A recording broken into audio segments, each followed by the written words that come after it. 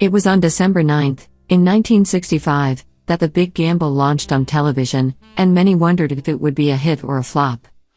It was neither. It was a classic from day one. Charles Schulz had held out. He did not want to have Peanuts turned into something more commercial than it was, and he did not want to lose artistic control. Almost everyone thought that Schulz was crazy for wanting Vince Guaraldi to compose the music, but again Schulz held out, and he gave full artistic control to Guaraldi, and we all know how that turned out. Since the television executives, who were the same people who cancelled Star Trek, saw A Charlie Brown Christmas as a one-and-done deal, the budget was minuscule, the production time was short, and the time slot was the worst that it could be.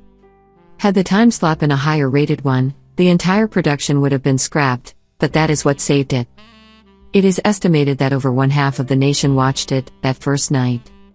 Voice actors were not used, because they would cost too much, besides, and at the insistence of Schulz, unknown children were used, and for the voice of Snoopy, one of the animators just spoke gibberish into the mic, and it was played back at a higher speed. Schulz was pleased with everything except for the bent-over Christmas tree. It kept changing size, because two different animators were working on it, and they just did not pay that much attention to what the other one was doing. It turns out that Charlie Brown was difficult to animate too. His round, smooth head made him look strange when he was turning, and the animators had to put other things in so that the viewers could tell that he was turning around. His arms were too short, and for the animation, they had to be lengthened. Almost as soon as Peanuts hit the newspaper, Schulz was getting letters asking when he was going to animate them. After all, this was all the rage at the time. Schulz held out, until he was convinced otherwise to let Charlie Brown be a spokesperson for the Ford Falcon.